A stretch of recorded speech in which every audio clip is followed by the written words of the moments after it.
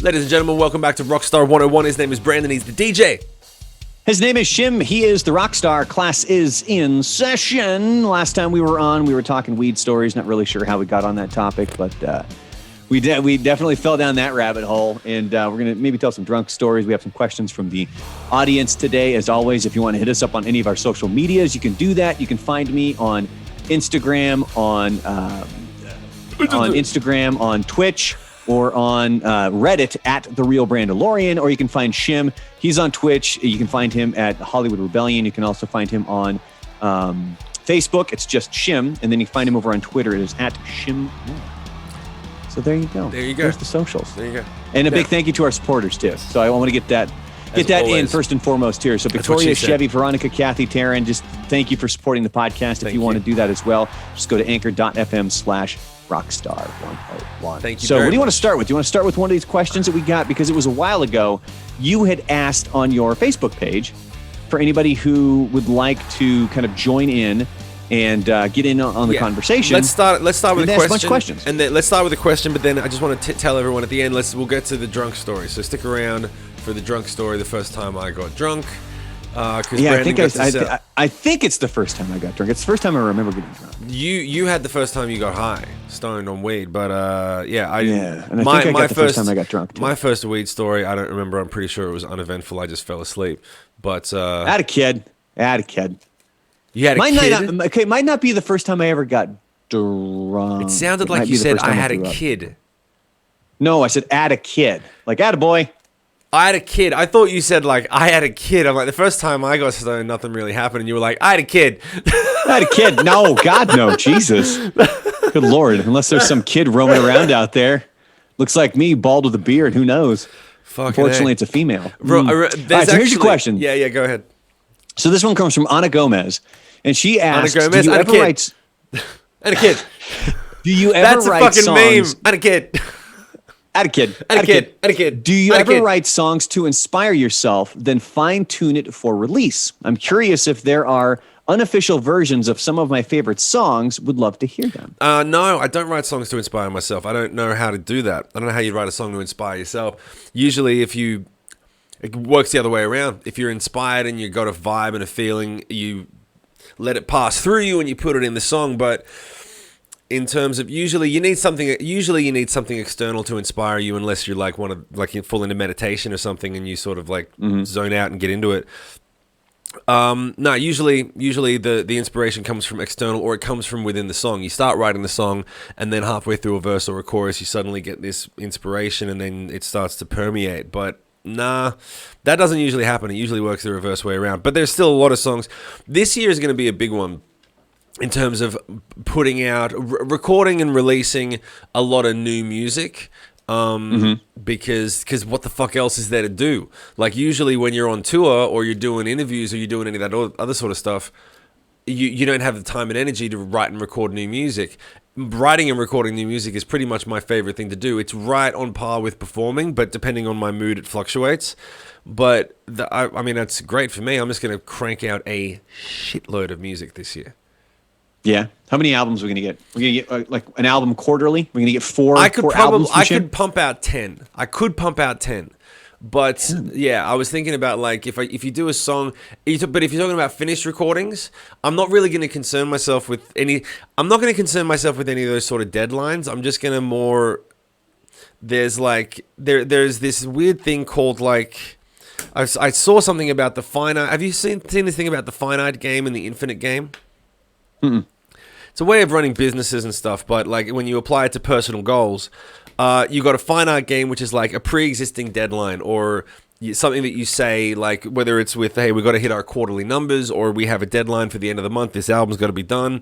And sometimes they're all arbitrary. Nothing really changes. You can always get an extension in reality, but you have these arbitrary deadlines or these numbers you need to hit. So instead, I'm just going to try to enjoy the flow, because all that does is create a lot of stress. And considering that I'm sharing the experience with the Hollywood Rebellion on Twitch, we wrote 20 songs at least last year fully finished, which doesn't sound like a lot for a year, but we were only working 1 day a week and we were collaborating live on Twitch virtually. So there was a lot of complications. But the songs are dope. Like, I was listening to them again yesterday, and I'm after this podcast recording, I'm going to go live and listen to the second half of them. They're like a time capsule of the 2020 lockdown. Of the year. Year. And you can hear like, oh, that's right, that was when the Black Lives Matter riots were happening, and oh, that's when the election was happening, and all this stuff comes up. So it's really fucking dope. And there are a handful of songs that are really good, and there's a bunch of songs that are pretty good, like worth recording and releasing. So it's going to be fun to record those and then get a bunch more. So rather than worry about any deadlines and stuff, I'm just going to record as much as I can and really enjoy it. Yeah? Yeah, that's the plan. So 10 albums, huh? I could do 10 albums. I don't think I'm going to, but... You're not going to? No. Oh, why not? Well, I could. Maybe I will. Maybe I'll do 20. Who knows? Maybe I'll catch fire on some shit. But we'll see. Do you see things being pretty consistently the same for you here this year? Yeah. Why would they change? Like 2021 is pretty much going to be the same as 2020. It's like 2021 is going to be like Home Alone 2 to the first Home Alone. Okay? Home Alone, the first one, everyone was paying attention to the movie, right? Everyone and everyone was like, we've never seen a movie quite this successful and this, like perfect in the way that it is. And it was this beautiful microcosm. And they had to make Home Alone 2. And when Home Alone 2 came out, it was the exact same story with a few details changed. And even with the same villains. It was just a different location and a different old person who becomes the savior. It was the exact same story with the names and dates changed. And everyone still went to see it, but was much less impressed and overwhelmed by it. They were just like, okay. And again, I've seen this before. Yeah, right, we've been here. Again, we've been here. We've done that. The amount of the amount of times that everyone's going to look at their television, Facebook feed, laptop, whatever, and say this in this tone, again, that's going to happen so many times this year. Just again. Yeah. Again. They're gonna more riots. Again. Well, I know my 2021 is probably going to be drastically different. I can't exactly say why, but I have a feeling that mine is going to be incredibly different than 2020. Well, so you've got that's some. just a gut. You got some personal changes that may be coming up. Well, maybe you never know. Yeah, but you never know what's going to happen. I think. I think for most people in general, unless you have a significant personal change planned, or a job change planned, or you're going to get married or something. Like you have you've already got something planned. That's kind of a big change already. For me, yeah. Unless you have that. Your year then it's pretty much going to be the same? It's going to be the same. Why would it change? There's no opportunity for change right now. Like, if you already have a plan where it's like, I was already going to do this, it was in motion, or I need to do it, otherwise I'm going to fucking kill myself, like, got to make a change. But if you're just like, dude, I'm just going to get through this, and I don't have the money or the time to deal with any change. No, the good thing is that we're prepared now for consistent, significant change. And we've learned last year, we've gotten through the massive speed hump of how do we stay connected and feel as good as we can under these circumstances. So I think that it's going to be better in that regard, but I don't think any external circumstances are going to change. The Fed is not suddenly going to get out of debt. The coronavirus isn't going to suddenly vanish. Politics problems aren't going to suddenly, resolve themselves. Well, I don't think coronavirus is going to suddenly vanish, but I do think we're going to start reopening things with the vaccine kind of slowly but surely being, released into the public and people getting their vaccines, and you're going to start to see the numbers go down. Yeah. And look, because here's a big thing that had better change for 2021. Rage Against the Machine had better be coming to El Paso. Yeah. I'm telling you that right now, especially as I'm watching the news and there's a lot of chaos and everything going on here in the United States. I'm like, we need Rage. We need Rage more than we ever have. Rage Against the Machine. Yeah, we need it more so. And that concert's coming. When is that? I keep forgetting when that show is. It's June, isn't it? I think, it's not going to happen, dude. They're going to push it. You don't think it's going to happen? No way. No way. You're talking about getting a group of people. I mean, if the vaccine and all that good stuff happens, that's great. But they're going to have to roll it out. They'd have to roll it out to every American person. Everyone. And then No, they're going to push it for sure. Because it's one thing to say you can open up your restaurants and coffee shops and practice social distancing. To say, hey, we're going to put 20,000 people into one big sweaty room and let them literally jump all over each other for 2 hours, sweating and spitting and fucking grinding and like just mosh pitting and going crazy. There's no way. The problem is concerts are going to be the last thing to reopen. They're going to be the last thing. Clubs and concerts, because sporting events, at least, you can practice social distancing when you're sitting on the bleachers and stuff. And you can test all of the guys who are going to be playing. You can try to test them and keep them under wraps.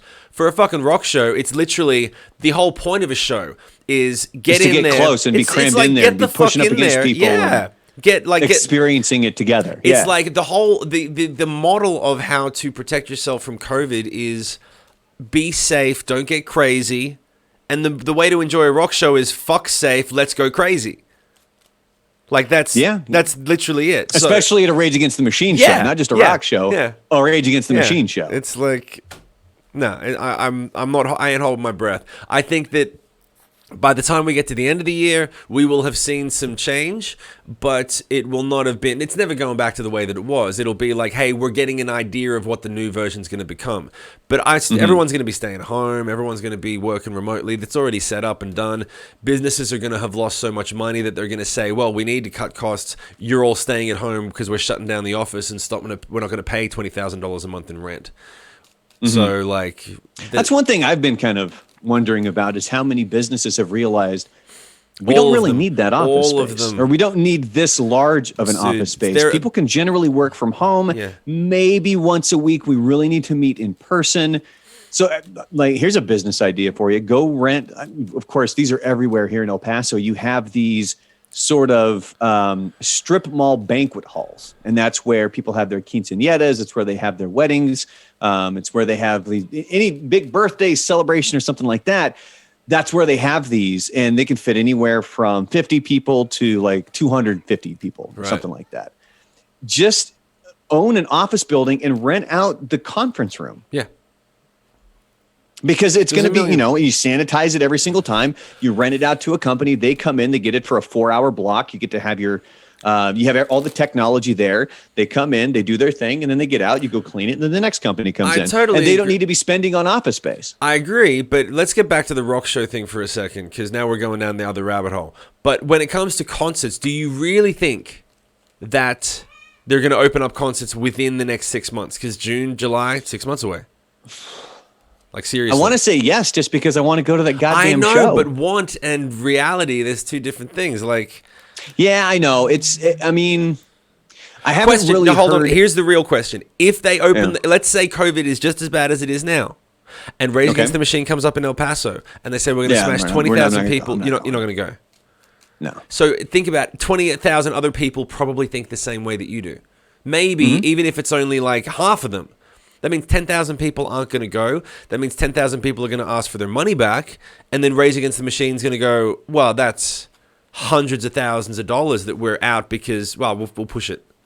Like, that's the decision. That's the mindset. Why would you do the show and lose half your fucking profit when you can just push it? Because people don't want to go because of COVID. Yeah, and they're all and the insurance ain't going to cover that. They'll say, hey, you're allowed to do it. Law said this, that.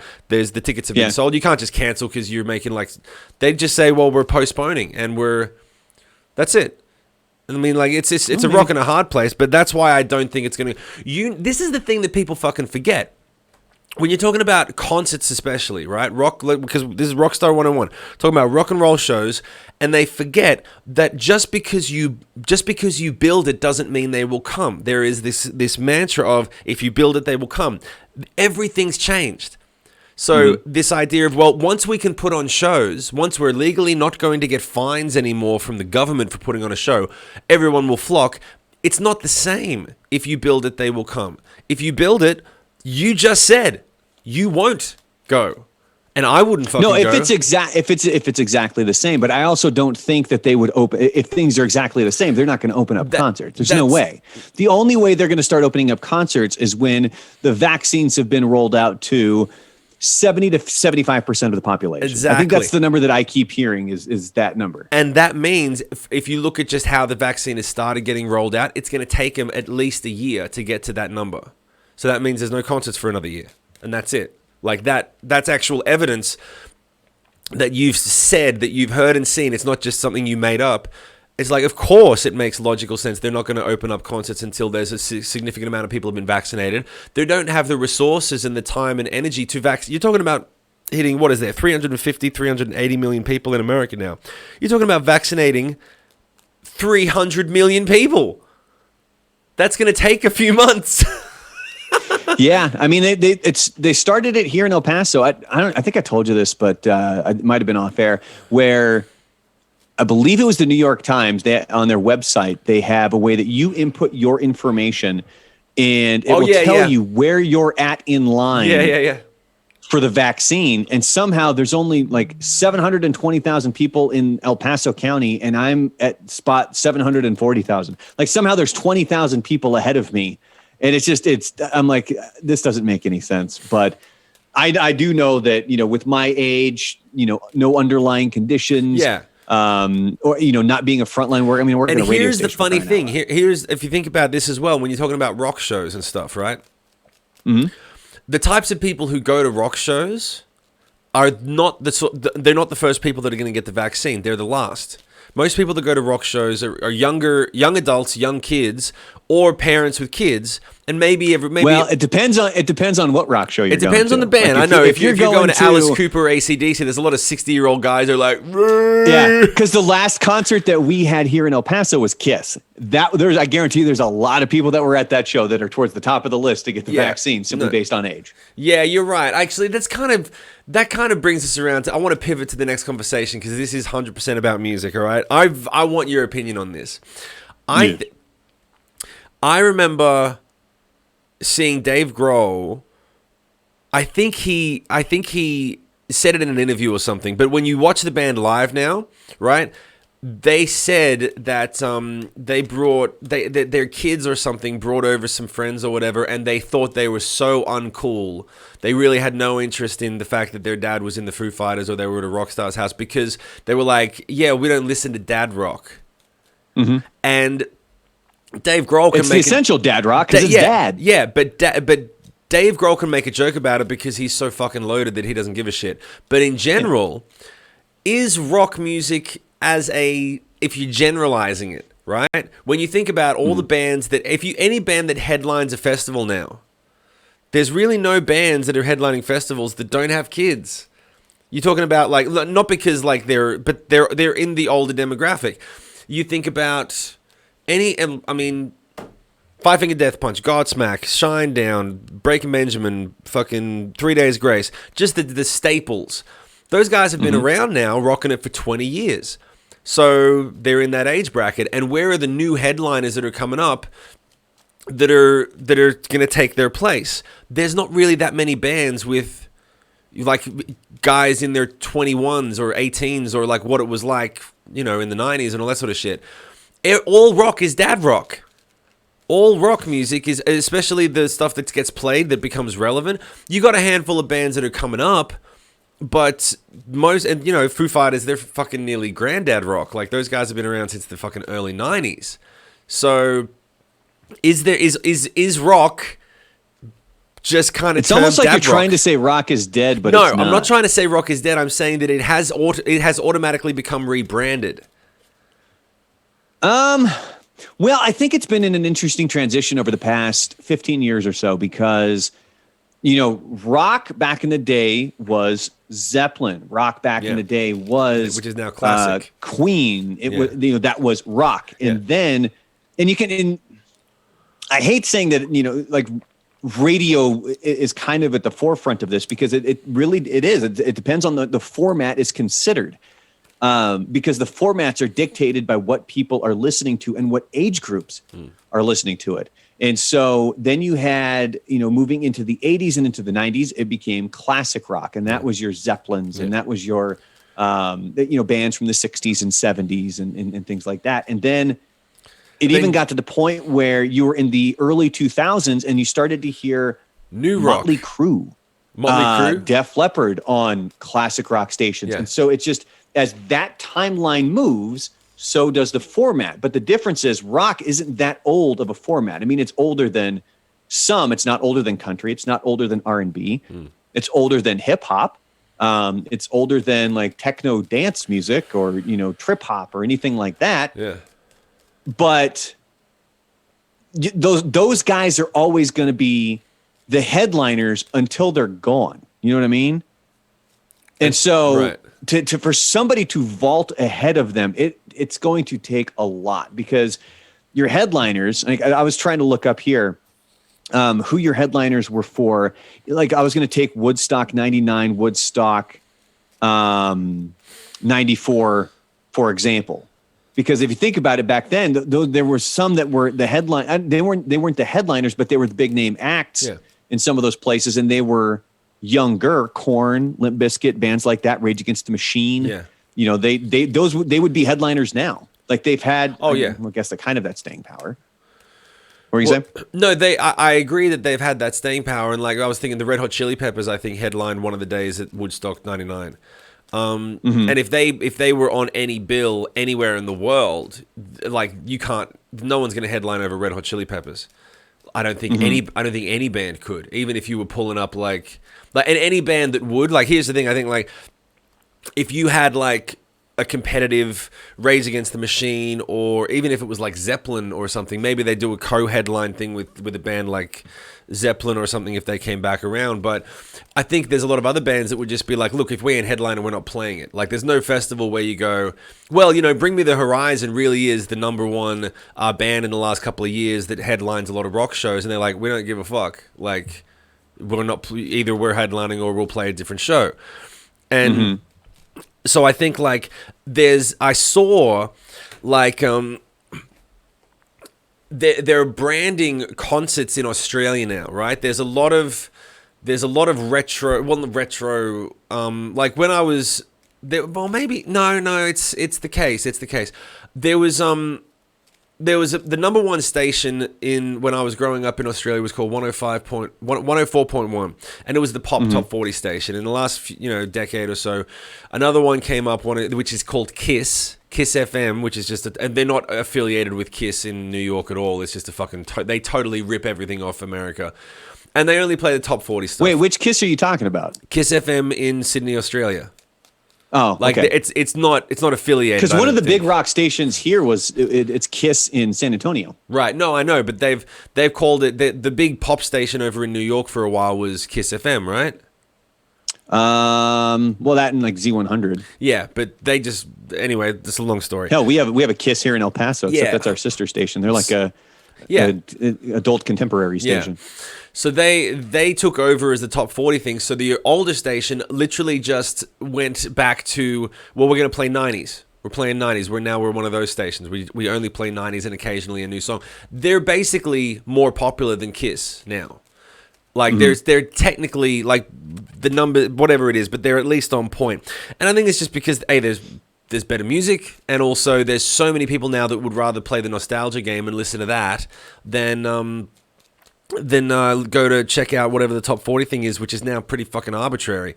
And the same thing goes with concerts. There are concerts that are like, hey, we know there's some new bands that are out, but we're going to put together a concert full of bands from the late 90s, Australian bands that you probably never heard of. So they don't really do the thing where they blend it up as much. Like it's not, rock isn't like this melting pot like it used to be. It's more of a branded thing of like, well, if you listen to rock, you listen to these bands. All those songs came out 20 fucking years ago. And if you want to go and see the new bands, then there's new concerts for those guys, but the two don't really cross over. Usually the people that want to see Kiss, the band, they're not really listening to Bring Me the Horizon. And the people who are listening to Bring Me the Horizon, maybe they know a couple of Kiss hits from the radio, but they're not fucking paying attention. So it's sort of like when I think it depends on where you are. Like I know one of the reasons I moved to El Paso is it's a rock city. So you do have the people who listen to Bring Me the Horizon and Kiss, because that's what we play on our radio station, and our radio station's number one constantly. Right. I'm looking at right now. I was looking up some previous kind of festivals. I had to go back to 2019 because obviously there wasn't a whole lot going on in 2020. So I looked up Sonic Temple. This is the one that takes place in Columbus, Ohio. And That's what Rock your on the Range turned headliners, into, right? it was Foo Fighters, System of a Down, and Disturbed. Those were your headliners each night. It's over 3 nights. Those were your headliners. Kind of your secondary bands. You had Bring Me the Horizon, The Prodigy, and Ghost. How is the Prodigy So still that, going? and then of course you have a whole bunch like Chevelle, Lamb of God, In This Moment, The Hives, Gojira, Kill Switch Engage, Black Label Society. Like these are all Bad Flower. That's a band that's big right now on our station. These are all bands that were there and were performing at this one concert. And then another one is the big one that's Rock on the Range, which takes place. Where does Rock on the Range happen? Columbus. Yeah, why does Columbus get all the good shit? Sonic Temple took over Rock on the Range. That's the new Rock on Is the that what it Range. was? Yeah. That's why there was no Rock on the Range last year. They rebranded it. Oh. I know, because I think I played the last one, or I played 2017. I forget. Yeah, that's right. Okay, so Rock on the Range, this is from a few years ago. Friday night, you had Alice in Chains, A Perfect Circle, Breaking Benjamin. And then leading up to them, you had Machine Gun Kelly and Greta Van Fleet. I honestly think one of the things that you're going to start to see happen, and I'm not a big fan of it, but I'm not going to hate on it because it's still not that terrible. But you're seeing a lot of artists like Machine Gun Kelly coming out with rock-ish albums, and I think that things might start morphing in that direction. Like, have you even heard "Bring Me the Horizon's" new song? I've heard the whole album. I love it. Which one am I thinking about? No. Crap. Which Trouble's one? Coming? Trouble's Coming? I hear Trouble's Coming.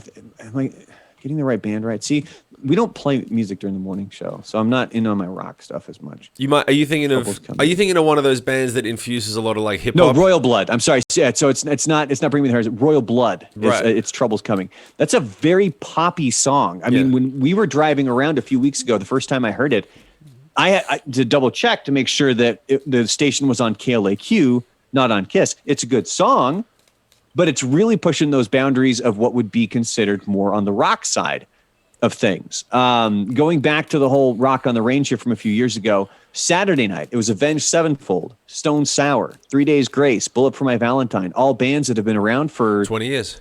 Well over 10 years. Yeah. And then, on Sunday, you want to talk about bands that have really been around a while, Tool, Godsmack, Stone Temple Pilots, and The Used. Those were your headlining acts there. Yeah, that was the day that I played. I forgot The Used. Yeah, you're right there. Day. Yeah. You were right in between Shaman's Harvest and Stitched Up Hard. Yep. And that was one of the things that kind of, like, Tool was headlining the Big Day Out when I played the Big Day. It's kind of funny because when I opened the Big Day Out in 2007, Tool headlined, and then in 2018 they headlined Rock on the Range that I played. This is the same fucking show, same fucking set, except for like one new song. And like they haven't done much, and they're headlining these. Like, once you get up there, you're there. And then I just think like those. It used to be. I mean, I don't want to sound fucking old. I don't want to sound too old, but it used to be more of a rotating. We're both old, dude. We were having this conversation before we started. My back still hurts. Yeah, I know. It used to be more of a rotating, revolving door, and headline.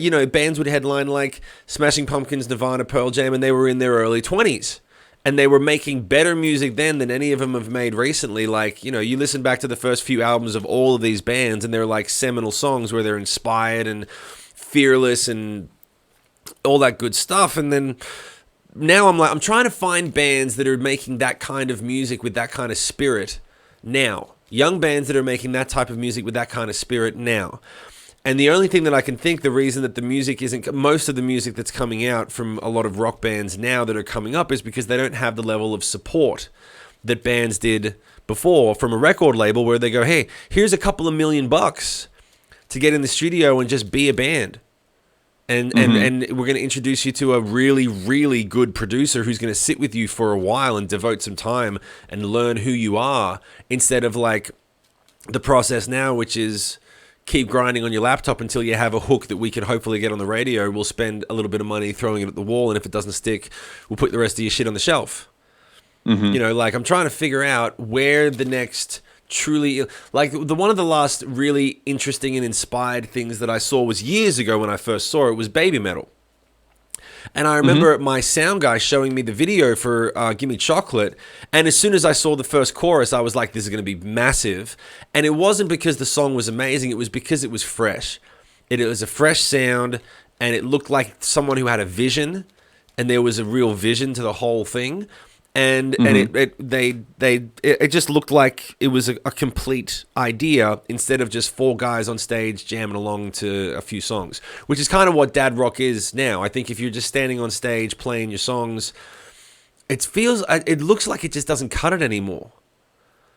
Like, well, I mean, it all comes. And I'm going to eat my words because that's what I do when I go back on tour. Unless I make some serious changes, it's guys on stage playing songs the best we can, and we sound great. But there's no fucking cheerleaders on stage and dancing like Babymetal. Like, maybe you should get some cheerleaders. Yeah, maybe I should. But see, that it all comes with time, because we did a topic like this. This was at some point last year. I think we were talking about like a Huey Lewis and the News album. I think we even mentioned it here on the podcast. And then we got into talking about Dire Straits and that stuff being dad rock, because that's the stuff that my dad listened to. That's our dad rock. Yeah. Jethro Tull, things like that. And so it's morphed. And so for us, the bands that we know, whether it's Tool or Korn or Alice in Chains or Stone Temple Pilots or Metallica, whoever it may be.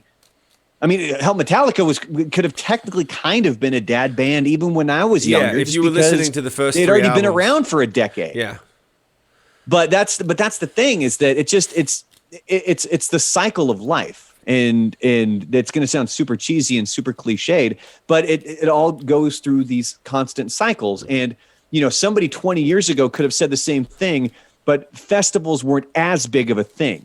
Back in the 90s, festivals became big because of Lollapalooza. Yeah. That was something that people gravitated to, and that was something that finally got latched onto. So we don't really have a frame of reference for it, but I would almost guarantee that if festivals were huge in the 80s, as big as they were through the 90s with like Lollapalooza that really blew up that format, you would see older bands performing. Like, it would have been those bands, like how we're talking about, these bands have been around for 20, 30 years. It would have been the bands that had been around for 20, 30 years performing in the 80s and the 90s. I mean, I think it's just the way that the cycle works. Yeah, now, for all we know, 2020's obviously flipped everything on its head. So who knows, things are going to change. The thing I'm interested in is just, when you look at hip hop and pop, there's a lot of fresh new faces that are becoming headliners within a year or two. And also within pop, they're not headliners within another year or two.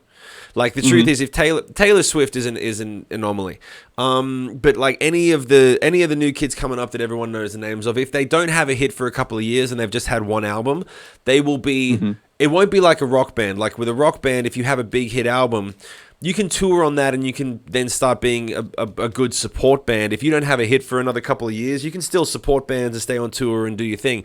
With pop, if you don't have a hit for a couple of years, people just go, I've never heard of this bitch. Like, what? Oh, she had that song? I remembered hearing that, but it was only on for 2 months. No loyalty. And so that's why one of the pros about the rock thing is loyalty. Like, when you like rock music, you like rock music. And you like, and bands that put out good stuff, they usually find a sound. Like, that thing where when you hear a vocalist come on the radio, or within like one sentence, you can hear the difference between Dave Grohl's voice and Eddie's voice and like anyone else. So like there's a loyalty, there's a brand association in effect. But at some point I'm like, when do we get to hear, when's the new voice in rock? Where it's like someone that doesn't sound like they're ripping off Zeppelin, you know who I'm talking about, or someone who's not trying to copy. There's a lot of Bring Me the Horizon sounding bands now, and I love that band, and I love the bands that sound like them. But I'm like, this ain't like when System of a Down came out. It's not the inspiration. It's not the new thing. That you're thinking about. Which, speaking of which, I'm going to go back to something you said a few minutes ago, where you were talking about, you have these bands like a Pearl Jam. That they're still pumping out albums, but these albums aren't anywhere near what the first few albums were like. Yeah. And there's a great quote, and it comes from Tobias Forge of Ghost. Ghost is a band that's come out They're fresh. Last 10 years. Yeah. Like Ghost and Volbeat are two bands for me that have really come out with it in the past 10 years. I think that have really kind of, because they don't sound like anybody else really. Yeah. I mean, I hear a lot of comparisons of Ghost to like King Diamond, I guess, is a comparison they I hear sound a lot. Very retro, but because they're doing it now. And I love the fact that they have a show and they have a vision and a theme. I personally don't like a lot of their songs. I like the band as a concept, and I think they do what they do very well. But I've listened to those records, and I don't listen to them on repeat. I listen to them and go, oh, I get it. But I totally get that there is a legion of fans that'll be like, we live for this music. Because it's a vision. They're getting dressed up like Ghost, like Kiss did. Well, there was a Ghost, or a Tobias Forge quote, and this came out back in 2019, and it was when he was talking about their newest album, which I believe ended up being Prequel. And he related... I'm pulling this directly from Loudwire. It says, Forge explains the process of a band putting out several records by comparing it to Disney's Star Wars series, in that the first 3 movies were monumental to its existence. Forge said, quote, I really think that some of the new films are really good, but they will never compete with the 3 first ones. That's how it is for every band. You cannot expect for the rest of your life to make significant records or films that will define you as a creator the same way that your first 5 or 10 did. But there are exceptions. Of course. And I mean, yeah, there are obvious exceptions of bands that still pump out great albums that people still love, especially if they aren't doing one every single year.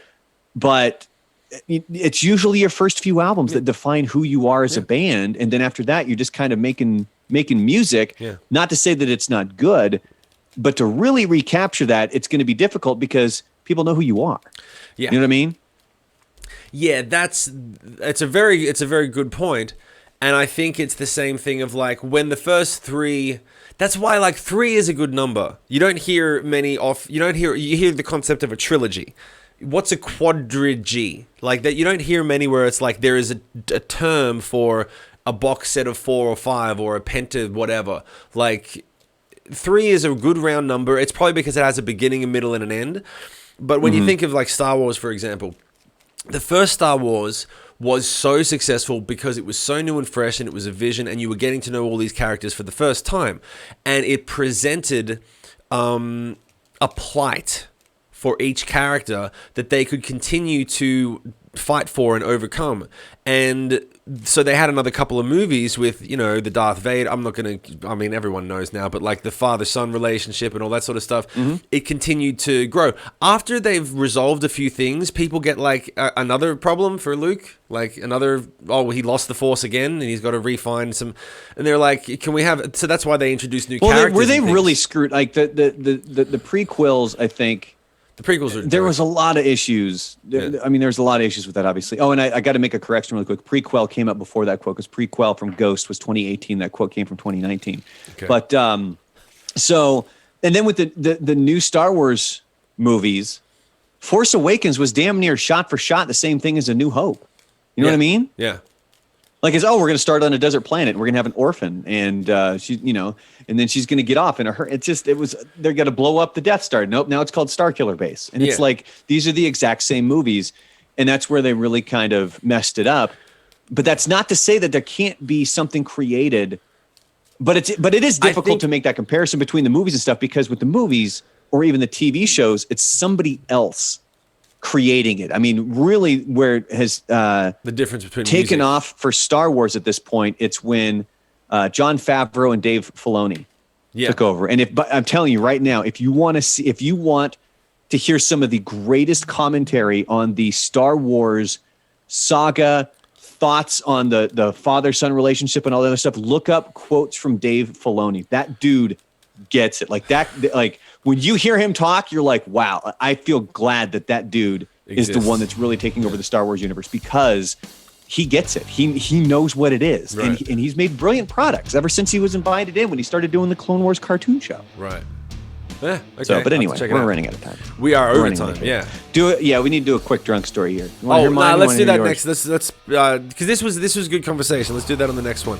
So everyone, because I don't remember if it's actually the first time I got drunk. I know it's the first time I threw up. So. All right, so let's start the next. It's not even that good of a story. We've teased this thing for 2 episodes. No, it's not even that funny of a story. Mine's awesome. Mine will make up for okay, your good. Then I'll lackluster tell mine shit. first. The next episode, so we'll do that on the one out of the beginning way. of the next one. Like at the time, or when I replay it in my head, I'm like, that was funny. But I guarantee when I start saying it, I'm like, it really wasn't that funny. You know what I mean? All right, yeah, I know what you mean. Mine's okay though. Mine's okay. So, all right. Let's tease that for the next one. Everyone who's watching, thank you very much for your support by watching it, and also mad shout out to all the supporters who financially supported through Anchor.com. Correct? Anchor.fm/Rockstar101. There you go. All right. His name is Shim Moore. He does not understand. It's Anchor.fm/Rockstar101. And his name is Brandon. He's the DJ. His name is Shim. He's the rock star. Class dismissed. Every time. Okay, bye.